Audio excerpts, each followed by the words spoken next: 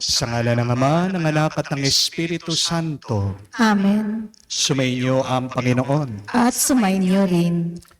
Mga kapatid, meron tayong mahal na araw dahil meron tayong isang mapagmahal na Diyos na iniibig tayo araw-araw. Minsan, madalas, sasabihin natin, mahal natin ang Diyos.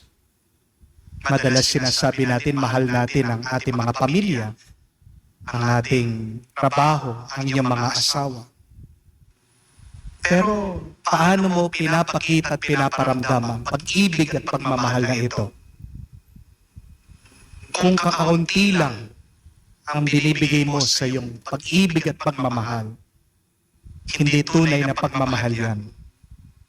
Dahil ang tunay na nagmamahal, binibigay niya buo, lahat, ganap. Ang tunay na nagmamahal, pinag-aalay na may tuwa. Sa mga pagkakataon na kung saan sinabi natin tayo'y nagmahal, pero meron tayong ibang minamahal, pati ang ating pagmamahal.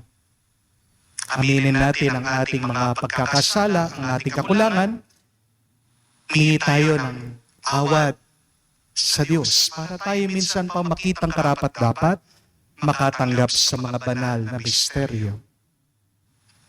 Inaamin ko Sa makapangyarihang Diyos at sa inyo mga kapatid, na lubha akong nagkasala sa isip, sa salita, sa gawa, at sa aking pagkukulang.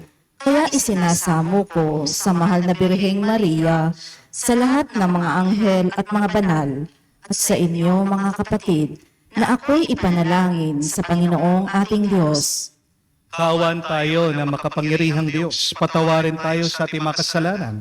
Patnubayan tayo sa buhay na walang hanggan. Amen. Ang tunay na nagmamahal, sobra-sobra ang binibigay. At kahit na sobra na ang binigay, kulang pa rin ito para sa Kanya.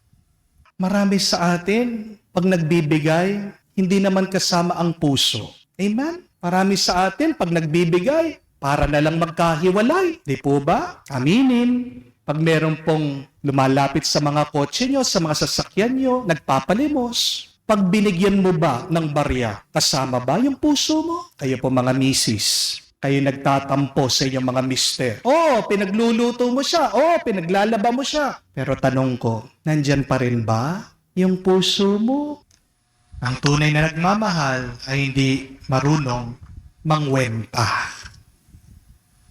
Kaya nga po kapatid, sa araw na ito, para po sa ating assignment, kung ano man po ang inyong ibibigay, ibabahagi sa iba, do it with a smile.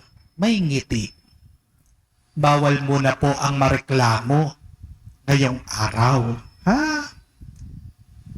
Ano man po ang inyong gagawin, maglinis man kayo, maglaba man kayo, magluto man kayo, mandilig kayo, mag-serve kayo sa simbahan, naway gawin nyo ito na may galak at walang pagrereklamo.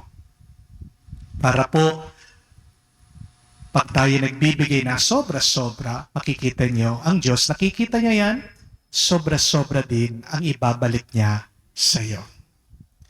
Sumainyo ang Panginoon. At sumainyo rin. Kayo basbasan ng Diyos, makapangyarihan sa lahat, sa ngalan ng Ama, ng Anak, ng Espiritu Santo. Amen. Ang ating misa ay natapos na. Humayo kayo sa kapayapaan ni Kristo.